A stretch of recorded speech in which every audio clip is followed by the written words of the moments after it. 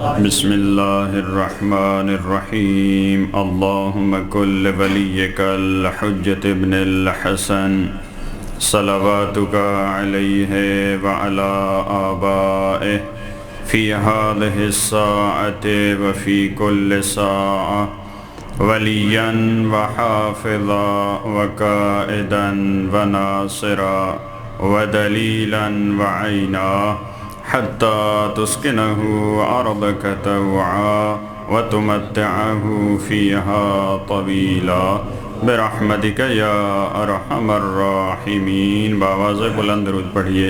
اللهم صل على محمد وآل محمد. ما شاء الله لا حول ولا قوة إلا بالله العلي العظيم.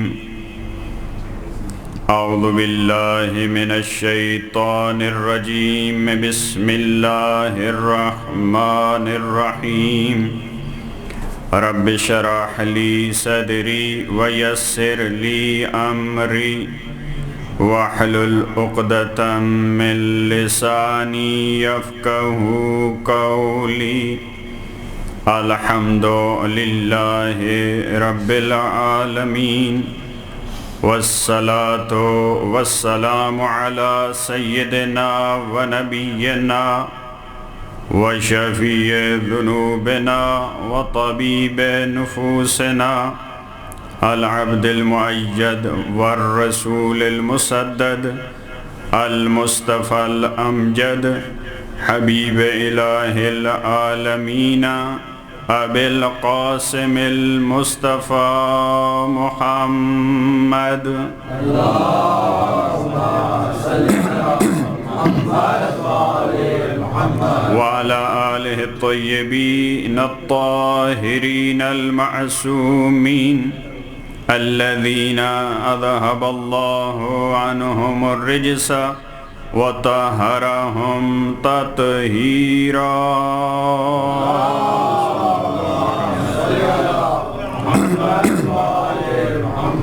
لا سیما بقیت اللہ فی الارضین روحی وارواح العالمین لتراب مقدمہ الفدا ولعنت اللہ علی اعدائہم اجمعین من یوم ظلمہم الی قیام یوم الدین.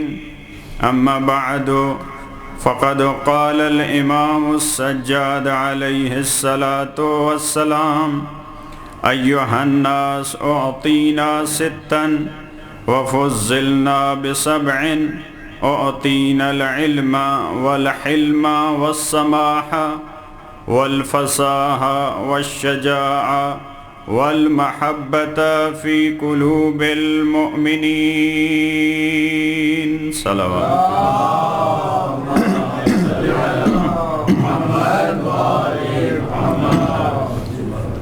عظمت اہل بیت علیہم السلام اور امام سجاد علیہ السلام. موضوع گفتگو ہے امام سجاد علیہ السلام نے مسجد اموی میں جو خطبہ دیا، اپنے گھر کا، اپنے خاندان کا جہاں تعارف کروایا، کیونکہ باب العلم کا فرزند ہے، ہر لفظ کو بڑے خوبصورت انداز میں، بڑے نپے تلے الفاظ میں بیان کیا. خطبے کا آغاز مولا نے یا ایھا المؤمنون سے نہیں کیا. توجہ چاہوں گا. قرآن کریم جب آپ دیکھتے ہیں بہت سارے قرآنی خطابات میں ملتا ہے یا ایھا الذین آمنو، اے ایمان والو، کیونکہ گفتگو کس سے ہو رہی ہے؟ مومنین سے گفتگو ہو رہی ہے.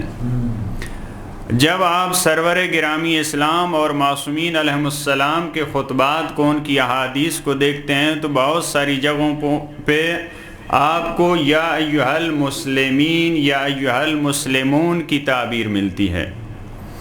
پس پتہ چلا کہیں پہ خطاب مومنین کو ہے، کہیں پہ مخاطب مسلمین ہیں، لیکن قرآن کریم کی بعض آیات میں ملتا ہے یا ایہا الناس۔ جہاں یا ایہا الناس کی تعبیر ہے، پتہ چلا یہاں مخاطب فقط مومنین نہیں ہیں، یہاں مخاطب مسلمین نہیں ہیں، بلکہ لوگ مخاطب ہیں۔ امام سجاد علیہ السلام نے جب خطبے کا آغاز کیا فرمایا یا ایہا الناس، اے لوگو۔ معلوم ہے یہ ایمان کے مخاطب قرار دینے کے لائق نہیں ہیں، ان کا کردار ایسا ہے، ان کا رویہ ایسا ہے، انہوں نے جو کام کیا ہے یہ مومنین والے خطاب کی توہین ہے کہ ان کو خطاب کیے جائے یا ایھا الذین آمنوا ایھا المؤمنون ایھا المسلمون۔ لہذا امام سجاد علیہ السلام نے کہا اے لوگو، اور بعض علماء نے تو یہاں تک کہا ہے ناس کی تعبیر، لوگوں کی تعبیر وہاں پہ آتی ہے جہاں اکثر کافر ہوں، یہاں پہ اکثر کافر ہوں، منکر ہوں، توحید کے، رسالت کے، امامت کے، وہاں پہ تعبیر آتی ہے یا ایھا الناس۔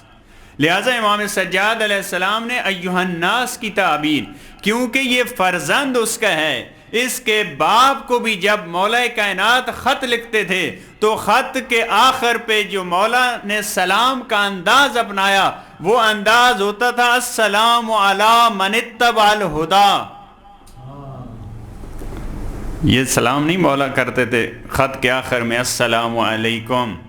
بھئی یہ فقہی مسئلہ بھی ہے، علمی مسئلہ بھی ہے کہ اگر آپ کا مخاطب مومن ہے تو آپ کہیں گے السلام علیکم، آپ ایسے ہی سلام کرتے ہیں السلام علیکم السلام علیکم، لیکن وہ جو سیدھی راہ پہ نہیں ہے، جو صراط مستقیم پہ نہیں ہے، جو ہدایت کی راہ پہ گامزن نہیں ہے، اس کو آپ اگر سلام کریں تو اس انداز سے کریں کہ سلام اس پہ جو ہدایت کی پیروی کرے، کیونکہ یہ اس کا بیٹا ہے۔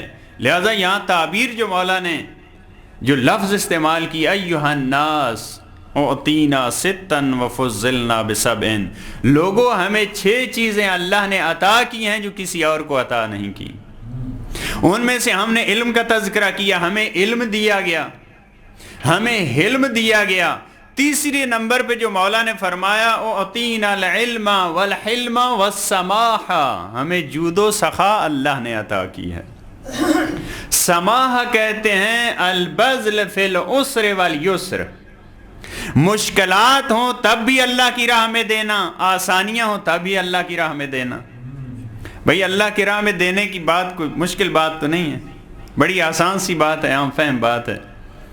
خدا کی راہ میں دینا، چاہے انسان کے حالات اچھے ہوں تب بھی، اگر حالات تنگ ہوں، برے حالات ہوں تب بھی، اسے کہتے ہیں سماحہ، یعنی ہم اے لوگوں ہم جود و سخا کے مظہر ہیں، ہمارے جو دروازے پہ آتا ہے وہ خالی نہیں جاتا، لہذا پروردگار نے ہمیں سماحہ عطا کی ہے۔ ہم جواد ہم میں سے ہے، کریم ہم میں سے ہے۔ وہ دنیا والے وہ سخی ہوتے ہیں، اب معلوم مشہور و معروف ہے کہ حاتم طائی وہ سخی ہیں، سخاوت کی مثال جب آتی ہے تو حاتم طائی کی مثال لوگ دیتے ہیں، لیکن حاتم طائی سخی تھے، کریم نہیں تھے۔ جو فرق بیان کیا جاتا ہے کہ سخی وہ ہوتا ہے جو خود بھی کھاتا ہے دوسروں کو بھی دیتا ہے، بعض ایسے لوگ ہوتے ہیں جو نہ خود کھاتے ہیں نہ دوسروں کو دیتے ہیں۔ بخیل کی آپ نے دیکھا ہوگا تعریف، بخیل اور کنجوس کا اسے کہتے ہیں جو خود بھی نہیں کھاتا دوسروں کو بھی نہیں دیتا۔ بعض ایسے ہوتے ہیں جو خود بھی نہیں کھاتے دوسروں کو کھاتا دیکھ بھی نہیں سکتے، بعض ایسے بھی ہوتے ہیں، یہ سے اگلا مرحلہ ہے۔ لیکن بعض سخی ہوتے ہیں، یہ خود بھی کھاتے ہیں دوسروں کو بھی دیتے ہیں۔ کریم وہ ہوتے ہیں جو خود بھوکے رہتے ہیں دوسروں کو کھلاتے ہیں۔ حاتم طائی سخی ہے، خود بھی کھاتا ہے دوسروں کو بھی دیتا ہے، لیکن اہل بیت علیہم السلام کا گھرانہ یہ کریم ہیں، یہ خود بھوکے رہتے ہیں لوگوں کا پیٹ بھرتے ہیں۔ لہذا فرمایا ہم جود و سخا کا مظہر ہیں، جواد ہم میں سے ہے، کریم ہم میں سے ہے۔ آپ دیکھتے ہیں یہ اللہ کی راہ میں دینا، اس میں دیکھنا پڑے گا انسان کیا چیز اللہ کی راہ میں دیتا ہے، یہ بہت مہم ہے۔ اہل بیت نے جو چیز اللہ کی راہ میں دی ہے ایسی چیز کسی نے نہیں دی، جس انداز میں دی ہے اس انداز جیسا کسی کا انداز نہیں ہے، جس نیت سے دی ہے اس جیسی کسی کی نیت نہیں ہے۔ یہ تمام خصوصیات منحصر ہیں اہل بیت کی عطا میں۔ لوگ مال دیتے ہیں، بہت سارے افراد اللہ کی راہ میں کیا دیا جاتا ہے؟ مال دیتے ہیں، لیکن اہل بیت علیہ السلام نے مال بھی دیا ہے اللہ کی راہ میں، گھر بھی دیا ہے اللہ کی راہ میں، جان بھی دی ہے اللہ کی راہ میں، اور اولاد بھی دی ہے اللہ کی راہ میں۔ یہ بخشش، یہ عطا، یہ کم لوگ کر سکتے ہیں۔ بہت سارے افراد کے لیے تو مال دینا بھی مشکل ہوتا ہے، اللہ کی راہ میں مال بھی نہیں دے سکتے۔ اور کتنا خوبصورت قرآن کریم نے فرمایا کہ الشیطان یعدکم الفقر، شیطان ڈراتا ہے انسان کو، کہتا ہے کہ اگر تو نے دیا تو فقیر ہو جاؤ گے۔ اور بعض دفعہ دیکھنے میں آیا کہ جب انسان اللہ سے مانگتا ہے تو لاکھوں کروڑوں مانگتا ہے، جب فقیر آ جائے تو دیکھتا ہے میرے پاس کھلے پیسے ہیں یا نہیں۔ وہ دیکھتا ہے یہاں تو 1 ریال بھی بہت زیادہ ہوتا ہے، پاکستان میں مثلا دیکھتا ہے کہ 1 روپیہ ہے یا نہیں میرے پاس، لیکن جب اللہ سے مانگنے کی، کبھی 1 روپیہ ہم نے مانگا ہے؟ ہم کہتے ہیں پروردگار ہم اتنے زیادہ دے، ہمیں لاکھوں دے، ہمیں کروڑوں دے، لیکن جب اللہ کی راہ میں دینے کی بات آتی ہے پھر ہم ڈھونڈتے ہیں کہ جو سب سے گھٹیا ہماری جیب میں پیسہ ہے، سب سے چھوٹا پیسہ ہے، وہ اللہ کی راہ میں۔ بہت سارے افراد کے لیے یہ بات بھی مشکل ہے کہ اللہ کی راہ میں مال بھی نہیں دے سکتے، لیکن اہل بیت علیہ السلام نے اللہ کی راہ میں مال دیا ہے، اللہ کی راہ میں گھر دیا ہے، اللہ کی راہ میں جان دی ہے، اللہ کی راہ میں اولاد دی ہے۔ بہت سارے افراد مال دے دیتے ہیں لیکن جان دینا مشکل ہوتا ہے۔ آپ کے پاس 10 واقعات ہیں رسول اللہ کے دور میں بھی اور معصومین علیہ السلام کے صحابہ کے دور میں بھی، کہا کہ ہم پیسے دے سکتے ہیں لیکن جان نہیں دے سکتے، ہم جنگ میں نہیں آ سکتے کیونکہ مار دیتے ہیں وہاں پہ، وہاں جان چلی جاتی ہے، لیکن ہم امام حسین علیہ السلام کو بھی کربلا کے راستے میں ایک ملا ایسا، کہا کہ میری سواری بہت اچھی ہے، میرا گھوڑا آپ لے جائیں، میں خود نہیں آ سکتا۔ یعنی کیا؟ یعنی میں مال دے سکتا ہوں، یہ پیسہ بالآخر قیمت ہے اس چیز کی، میں پیسہ دے سکتا ہوں لیکن میں اپنی جان نہیں دے سکتا۔ بہت سارے افراد ایسے ہیں، بعض ایسے ہیں وہ جان دے سکتے ہیں لیکن پیسہ نہیں دے سکتے۔ بھائی ہمارے مولانا ایک کا خمس کا حساب کرنے گئے تو انہوں نے کہا کہ جب حساب کرنے آئے پیسے تو میں نے دینے ہیں، اہل بیت کا حق ہے، لیکن مجھے رسی سے باندھ دیں اس وقت ستون سے، کیونکہ مجھ میں یہ طاقت نہیں ہے، میں برداشت نہیں کر پاؤں گا جب اتنا مال آپ لے کے جائیں گے خمس کا۔ بعض کا مال دیتے ہوئے ان کی جان جاتی ہے، ان کے لیے جان دینا آسان ہے، کہتے ہیں جان جاتی ہے تو چلی جائے، مال نہ جائے۔ اور سب سے مشکل مرحلہ وہ اولاد کا دینا ہے۔ بعض مال بھی دے دیتے ہیں، کہتے ہیں ہماری جان جاتی ہے تو چلی جائے، ہماری اولاد بچ جائے۔ انسان کتنے ایسے انسان ہیں اپنی زندگیاں ختم کر دیتے ہیں، کس لیے؟ اولاد کا فیوچر بنانے کے لیے، اولاد کا مستقبل بن جائے، اپنے آپ کو ختم کر دیتے ہیں، دن رات اپنی صحت کا خیال نہیں ہے، شوگر کے مریض ہیں، فلاں کے مریض ہیں، فلاں کے مریض ہیں، پورا دن رات کس کے لیے محنت ہو رہی ہے؟ اولاد کے لیے محنت ہو رہی ہے، اپنے آپ کو ختم کر دیتے ہیں۔ فرض کریں اگر کسی مقام پہ میدان جنگ میں جانا پڑا، یہ حاضر ہیں خود جانے کے لیے، کہتے ہیں بھائی ہم نے تو اب زندگی گزار لی ہے، اب ویسے بھی چند سال رہ گئے ہیں، تم جوان ہو، تم گھر بیٹھو، لہٰذا میں جاتا ہوں، میری جان اگر چلی جائے تو کوئی حرج نہیں ہے۔ لہٰذا اولاد سب سے اہم چیز ہے انسان، عام انسان کی نظر میں۔ پیسہ، زمینیں، جائیدادیں وہ لگا دیتا ہے اپنی جان بچانے کے لیے، پھر اپنی جان لگا دیتا ہے اولاد کی جان بچانے کے لیے، ایسے ہے یا نہیں؟ ہم نے کئی ایسے افراد دیکھے ہیں جائیدادیں بیچ دیتے ہیں تاکہ ان کی صحت ٹھیک ہو جائے، کیونکہ اتنا مشکل پیش آ گئی، ان کے پاس پیسہ نہیں ہے، لہذا زمین فروخت کر دی، مکان فروخت کر دیا تاکہ علاج کیا جائے، باہر چلے گئے، مہنگا ہے وہاں پہ علاج، لہذا مال دے دیتے ہیں اپنی جان بچانے کے لیے، پھر اپنی جان بھی دے دیتے ہیں اولاد بچانے کے لیے. لیکن اہل بیت علیہم السلام انہوں نے جیسے مال دیا ایسے مال کسی نے نہیں دیا.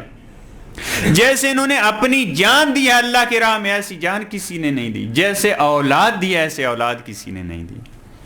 لہذا فرمایا اوتینا العلم والحلم والسماحہ، یہ جود و سخا پروردگار نے ہمیں عطا کی ہے. جیسے اللہ کی راہ میں ہم نے دیا ایسا کسی نے نہیں دیا. تو بنی امیہ کی تعریفیں کر رہا ہے، یہ ہمارا گھرانہ ہے.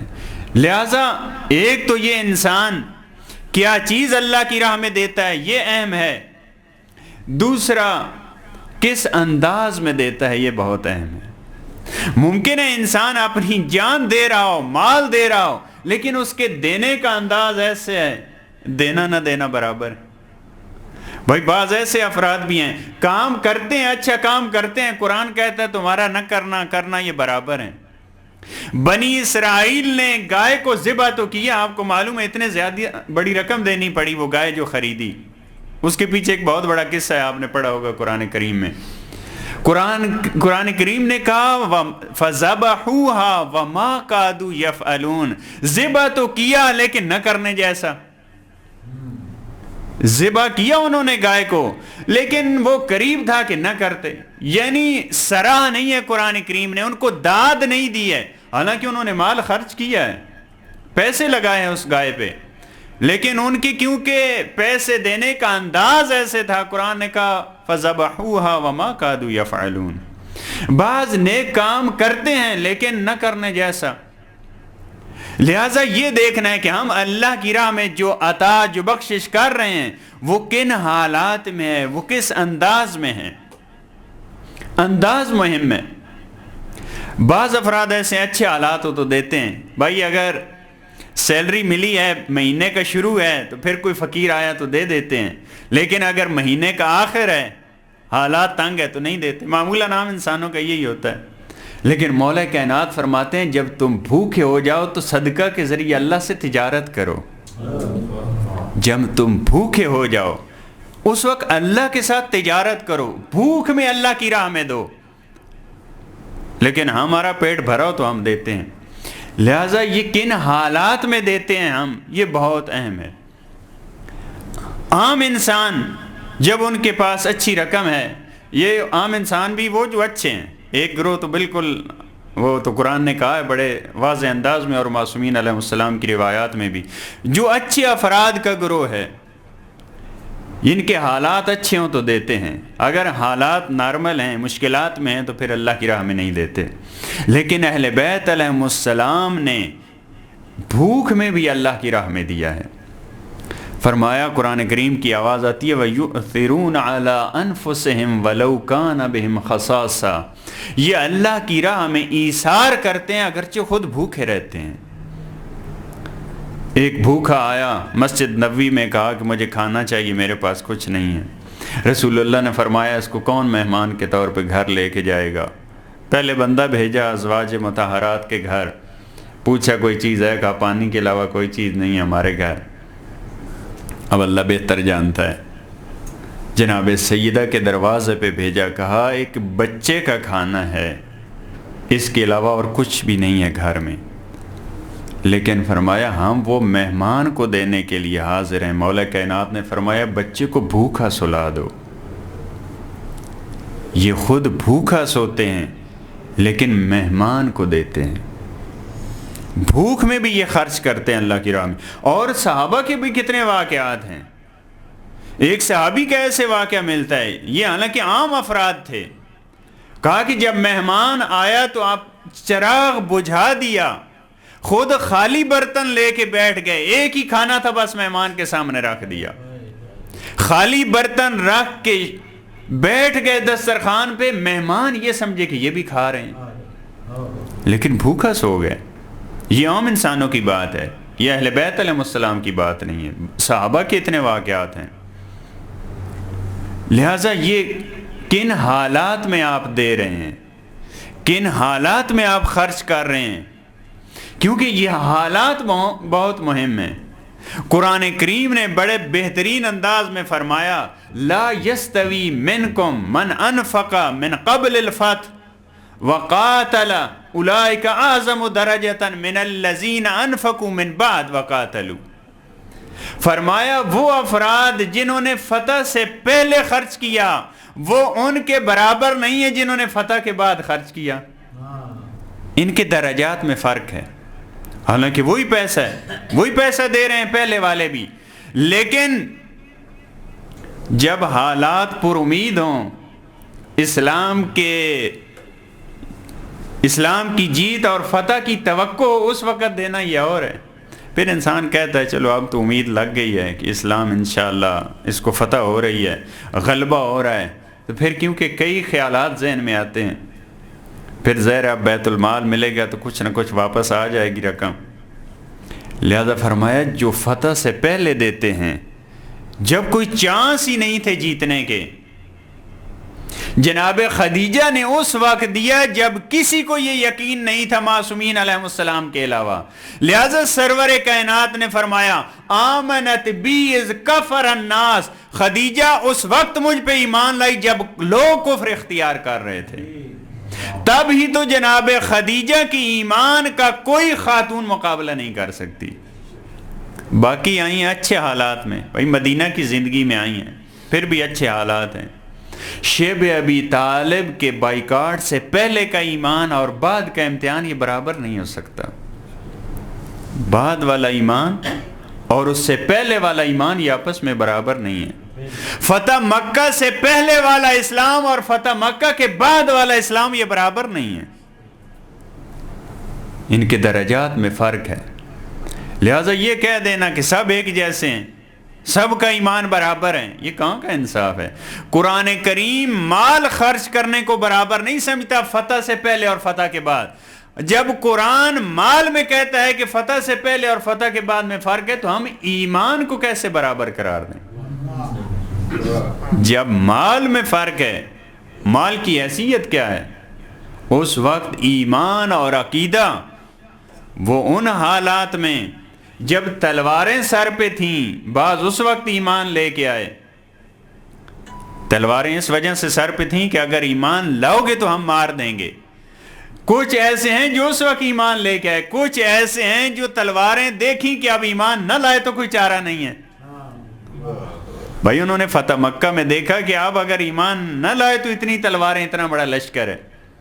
لہذا دیکھتے ہیں کہ کوئی بندہ جب فتح مکہ پہ لشکر اسلام قریب ہوا تو عباس رسول اللہ کے چچا سے ملا، کہا کہ اتنی بڑی ہیبت، اتنا بڑا عظمت، اتنا بڑا بادشاہ بن کے آیا تیرا. فرمایا، عباس نے فرمایا کہ یہ بادشاہ نہیں ہے، یہ اللہ کا نبی ہے، یہ خدا کے نبی کی عظمت ہے. لہذا یہ دونوں برابر نہیں آپس میں. تاریخ میں اور معصومین علیہ السلام کی زبان میں وہ افراد جو فتح مکہ کے بعد مسلمان ہوئے ہیں، کیونکہ رسول اللہ نے فرمایا تھا اذهبوا انتم الطلقاء، تم چلے جاؤ، میں نے تمہیں معاف کیا، تم ہمارے آزاد کردہ ہو. جو فتح مکہ والا اسلام ہے اس کی یہ ویلیو ہے کہ تم ہمارے آزاد کردہ ہو. یا اہل یثرب لا مقام لکم، یہاں ان کی حالت بھی ایسی ہے. یہاں بھی جو عمومی عفو کا اعلان کیا، معاف کر دیا سب کو، یہ تو وما ارسلناک الا رحمتا للعالمین، یہ تو مظہر رحمت پروردگار تھے. انہوں نے اپنے احسان، اپنی بخشش کے ذریعے کہا کہ تم معاف ہو، چلے جاؤ سارے. لہٰذا یہ مہم ہے کہ انسان جو دے رہا ہے چیز اللہ کی راہ میں، یہ کن حالات میں دے رہا ہے، کن حالات میں دے رہا ہے. ایک مجلس میں اگر لنگر ہو آپ شرکت کریں، ایک میں لنگر نہ ہو شرکت کریں، برابر ہے؟ انصاف سے بتائیں مجھے. اگر آپ کو معلوم بھی ہو یہ برابر نہیں ہے. جس مجلس میں، جس عزاداری میں لنگر نہیں آپ شرکت کریں وہ افضل ہے. اگر آپ کی نیت یہ ہو کہ آج لنگر بھی ہے، چلو وہاں پہ لنگر کر لیں گے. اگرچہ ممکن ہے بعض کا بہت ایمان بڑا قوی ہوتا ہے، ان کے لیے فرق نہیں ہوتا، ان کے لیے فرق نہیں ہوتا. لیکن بعض معمولی انسان بھی تو ہوتے ہیں، میرے جیسے بھی ہوتے ہیں. اگر لنگر ہے مجلس میں، عزاداری میں، تو شرکت ہے، اچھی شرکت ہے. اگر لنگر نہیں ہے تو کم شرکت ہے. یہ دونوں مجلس سننے والے برابر نہیں ہیں. قرآن کریم کا، سنت نبوی کا چھوٹا چھوٹا کام دقیق اور بڑا عمیق ہے. ایک بندہ مجلس عزاداری میں چل کے آتا ہے، گاڑی پہ آتا ہے، کیا یہ برابر ہیں؟ ایک کرایہ دے کے آتا ہے، ایک ایسے مفت میں آتا ہے، کیا یہ برابر ہیں؟ ہر ایک چیز، چھوٹی چھوٹی بات قرآن کریم میں اور دین میں اس کا حکم علیحدہ ہے. چھوٹی چھوٹی بات پہ جزا ہے. لہذا فرمایا کہ دیکھیں بخشش کا اور عطا کا انداز کیسا ہے. اہل بیت علیہ السلام نے جس انداز میں دیا ہے اس انداز میں کسی نے نہیں دیا. جس نیت اور جس ارادے سے دیا ہے وہ نیت اور ارادہ کسی کا نہیں ہے. بھائی بہت سارے افراد دیتے ہیں لیکن نیت خراب ہو جاتی ہے، اور جب نیت خراب ہو جاتی ہے تو پھر پورا عمل خراب ہو جاتا ہے. ایسے ہے یہ نہیں. اور یہ حدیث تو ہر ایک کو یاد ہے، انما الاعمال بالنیات. مسجد بنا رہے تھے کچھ لوگ، بہلول گزرا، کہا کیا کر رہے ہو؟ کہا تمہیں نظر نہیں آ رہا مسجد بنا رہے ہیں. کہا کس کے لیے؟ کہا مسجد کس لیے بنائی جاتی ہے؟ اللہ کی رضا کے لیے. کہا اچھا خدا کی رضا کے لیے بنا رہے ہو. رات کو اپنے نام کی تختی بنا کے مسجد کے دروازے پہ لگا دی، مسجد بہلول. صبح جب آئے تو دیکھا بہلول کو پکڑ کے اچھی طرح سے گرما گرم. کہا کہ یہ تم نے کیا کیا؟ ہم نے اتنی زحمت کی ہے، ہم نے محنت کی ہے، ہم نے پیسہ لگایا ہے، تو نے اپنے نام کی تختی لگا دی. کہا آپ تو خود کہہ رہے تھے کہ ہم نے اللہ کی رضا کے لیے بنائی ہے. اگر لوگ یہ سمجھ بھی جائیں کہ میں نے بنائی ہے تو لوگوں کا کیا فرق پڑتا ہے؟ خدا کو تو معلوم ہے آپ نے بنائی ہے. خدا کو معلوم ہے یہ نہیں کہ آپ نے پیسہ خرچ کیا ہے.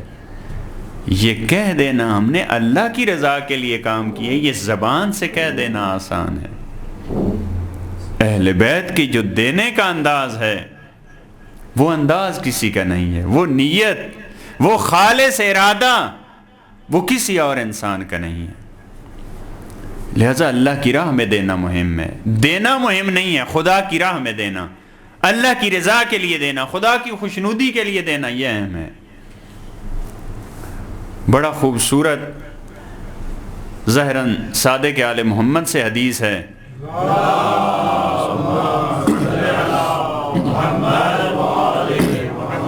فرمایا خیارکم سمحاؤکم وشرارکم بخلاؤکم.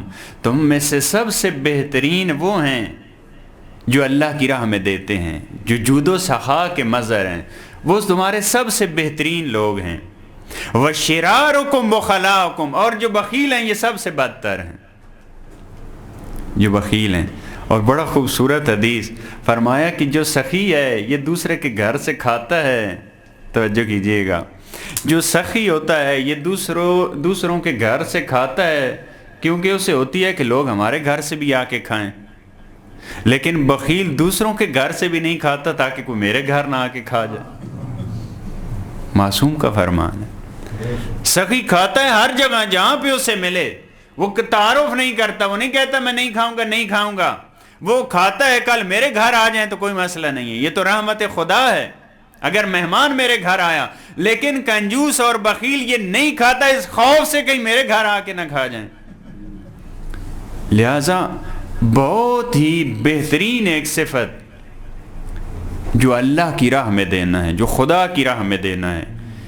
اتنی روایات میں مذمت ہے اس بات کی جو انسان خدا کی راہ میں نہیں دیتا.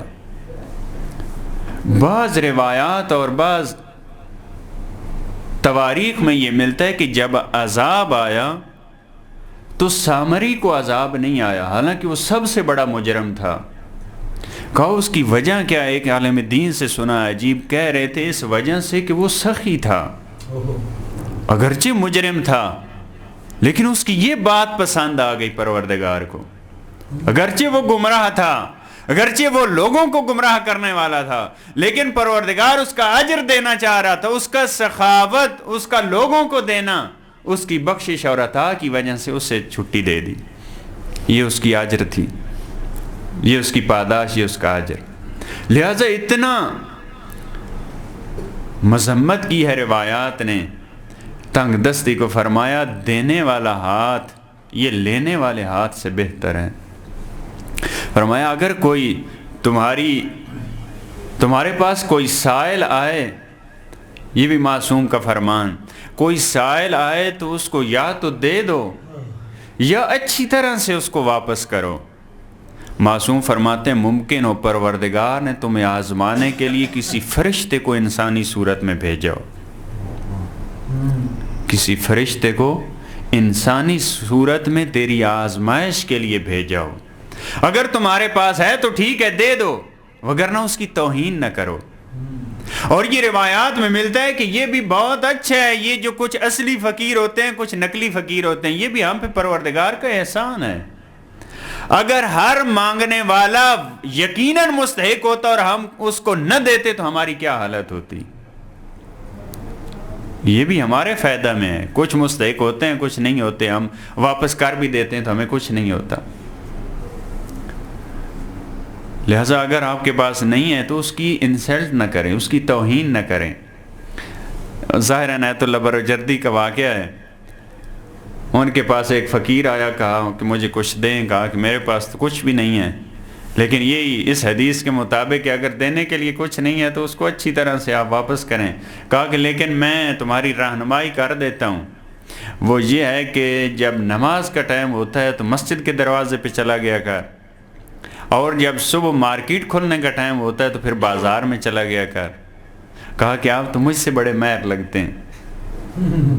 بھئی آپ جب دے نہیں سکتے تو اس کو کم از کم ایسی نصیحت کریں جو اس کے فائدے میں ہو، ایسے انداز میں اس کو واپس کریں کہ اس کا دل نہ دکھے. اور یہ روایات کی روشنی میں کہا کہ اللہ کا نمائندہ ہوتا ہے جو تمہارے پاس مانگنے کے لیے آتا ہے. لہٰذا آپ دیکھتے ہیں روایات میں کہ جب آپ فقیر کو دیتے ہیں تو یہ فقیر کے ہاتھ میں نہیں جاتا، اللہ کے ہاتھ میں جاتا ہے.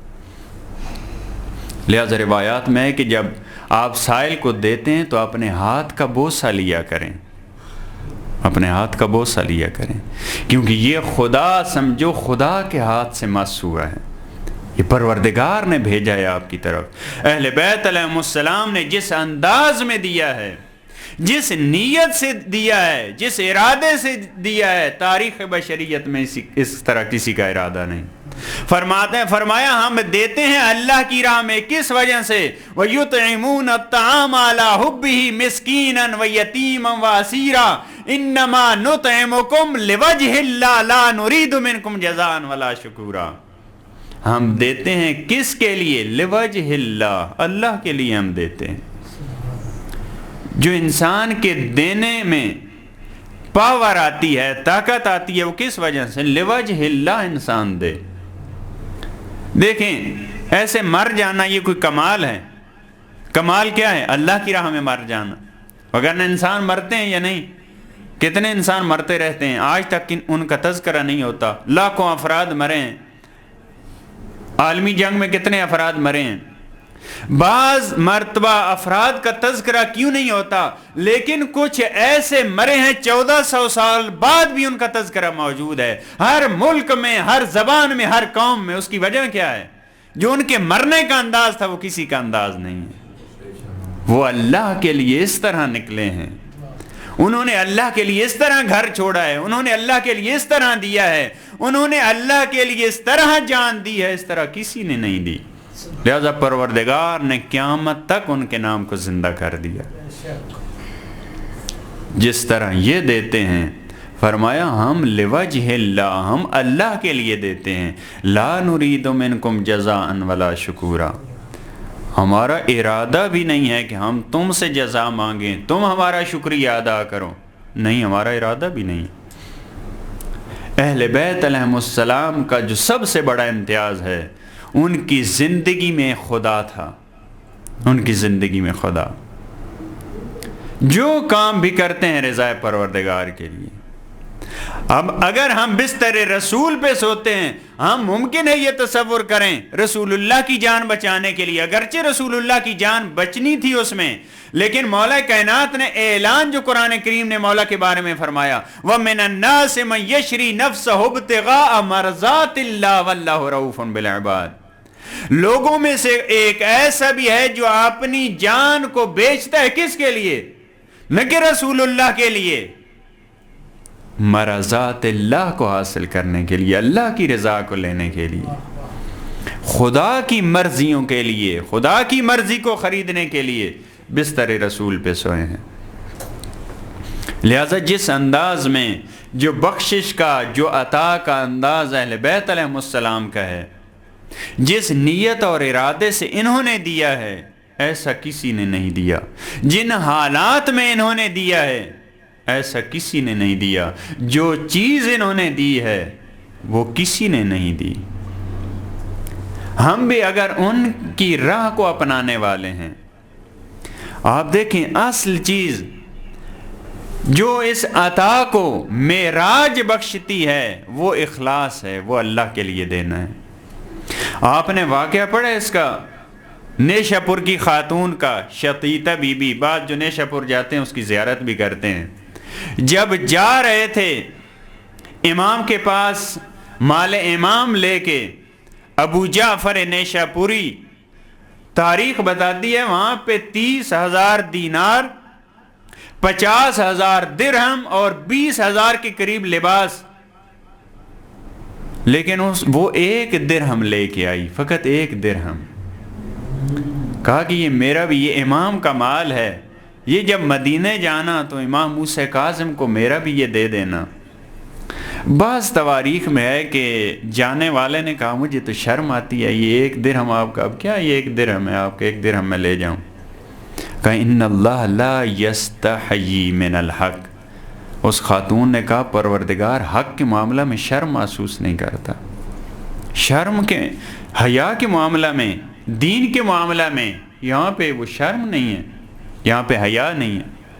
لہٰذا وہ ایک درہم اور اتنا زیادہ مال لے کے جب یہ پہنچا مدینہ میں، اور بہت سے سوالات دیے نیشا پور والوں نے امام موسیٰ کاظم علیہ السلام کے لیے، جب یہ مدینہ میں گیا، اور دیکھیں نیشا پور والے، ایک بہت جو اہم بات ہے، بہت سارے معصومین علیہ السلام کی شہادت کے بعد یہ مسائل بنے ہیں کہ اب امامت کہاں پہ ہے۔ بھائی یہ بچتے بچتے جو 12 اماموں والے ہیں یہ بڑے کم بچے ہیں، ابھی یہ کم بھی زیادہ ہیں۔ بعض کی بریک چوتھے امام پہ لگ گئی، بعض کی چھٹے امام پہ لگ گئی، بعض کی 7ویں امام پہ لگ گئی، تو خود امام جعفر صادق علیہ السلام کے بعد آپ کو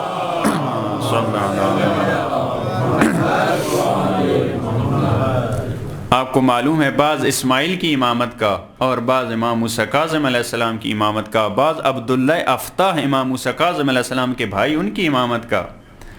لہٰذا یہ نیشا پور والوں نے کہا کہ یہ مال امام اس کو دینا ہے جو ہمارے ان سوالوں کے جواب دے، لیکن سوال دیکھے بغیر۔ بھائی اس پہ مہر لگا دی، بند کر دیا، اس پہ ایسی سٹیمپ لگائی جس کو کوئی کھول نہ سکے۔ یہ مدینہ میں آتا ہے، جب امام موسیٰ کاظم علیہ السلام کی خدمت میں پہنچا، امام علیہ السلام نے، روایت کہتی ہے سارے مال، جتنا یہ مال امام لے کے گیا تھا امام علیہ السلام نے واپس کر دیا۔ کہا وہ ایک خاتون نے جو ایک درہم دیا تھا وہ مجھے دو، وہ ایک درہم مجھے چاہیے، باقی مال کی مجھے ضرورت نہیں ہے۔ اور جو تو خط لے کے آیا ہے، جو 70 کے قریب تو لیٹر لے کے آیا ہے، سوالات لے کے آیا ہے، یہ کھول کے دیکھ لو، میں نے ان کے جواب دے دیے ہیں، میں نے ان کے جواب دے دیے ہیں، ان سوالات کے جواب تیار ہیں۔ کہا راوی کہتا ہے میں نے ایک لیٹر کو کھول کے دیکھا، میں نے دیکھا جواب مکمل دیا ہوا ہے۔ امام علیہ السلام نے دیکھا نہیں ہے سوالوں کو، فرمایا واپس چلا جا، اس تھیلی میں 40 درہم ہیں۔ اس خاتون نے ایک درہم بھیجا، کہا یہ 40 درہم ہماری طرف سے اس خاتون کو جا کے دو، اور یہ کفن جو میری بہن نے اپنے ہاتھوں سے بنایا ہے اور سیدہ کی زمین سے لیا گیا ہے، یہ اس کو ہدیے کے طور پہ دینا اور کہنا موسیٰ کاظم خود تیرا جنازہ پڑھانے آئے گا، موسیٰ کاظم خود آئے گا۔ کہا امام علیہ السلام نے جو بتایا تھا یہ 40 دن زندہ رہے گی، 40 درہم جو دے کے بھیجا کہ اتنے دن زندہ رہے گی، اس راوی اور نیشاپوری کے پہنچنے کے بعد 19 دن تک تاریخ کہتی ہے یہ زندہ رہی، جیسے امام علیہ السلام نے بتایا تھا۔ کہا کہ جب اس کے غسل و کفن کا اہتمام ہوا، ایک گھوڑا سوار ظاہر ہوا، کہا کہ اس نے اس خاتون کی نماز جنازہ پڑھائی۔ جب جانے لگے امام علیہ السلام تو فرمایا اے نیشاپوری ہمارے تمام شیعوں سے کہہ دو جو ہمارے حقوق کا خیال رکھتے ہیں ہم ہر ایک کے جنازے میں آتے ہیں، جو ہمارے حقوق کا خیال رکھتے ہیں، جو ہمارے اطاعت گزار ہیں، ہم ہر ایک کے سراہنے آئیں گے۔ یہ کتنے کریم گھرانہ ہے، یہ کتنے کریم افراد ہیں۔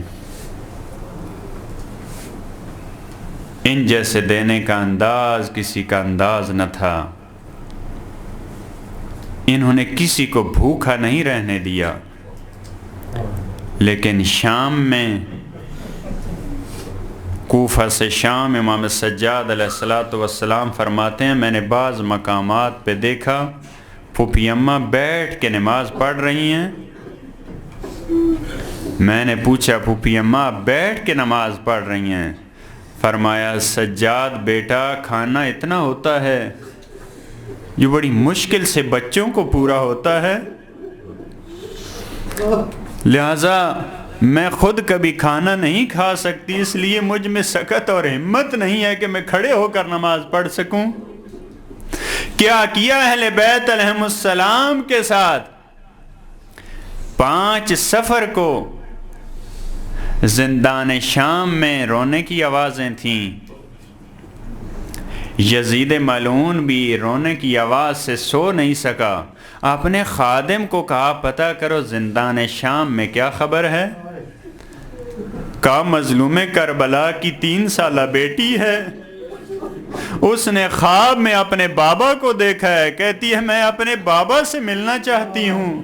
جب رونا شروع کیا جناب سکینہ نے کہا یزید نے خادم سے جاؤ اس بیٹی سے بابا کی ملاقات کرواؤ۔ اس نے مظلوم کربلا کے سر کو تشت میں رکھا، اس پہ رومال دیا، زندان شام میں لے کے آیا۔ جب جناب سکینہ کی نگاہ پڑی کہا مجھے تو بابا سے ملاقات کرنی ہے، میں نے بابا سے ملنا ہے، مجھے کھانا تو نہیں چاہیے، مجھے بھوک نہیں لگی، میں نے بابا سے ملنا ہے۔ آنے والے نے کہا یہ کھانا نہیں ہے تمہارے بابا ہیں۔ 3 سالہ بیٹی پہ کیا گزری ہوگی؟ جب تشت سے رومال کو ہٹایا نگاہ پڑی یہ تو بابا کا سر ہے۔ اجرکم اللہ، اس 3 سالہ بیٹی پہ کیا گزری ہوگی؟ سارے دکھ بتائے ہوں گے، کہا ہوگا بابا تیرے جانے کے بعد مجھے تماچے مارے گئے، کہا ہوگا بابا تیرے جانے کے بعد میرے کانوں کو زخمی کیا گیا۔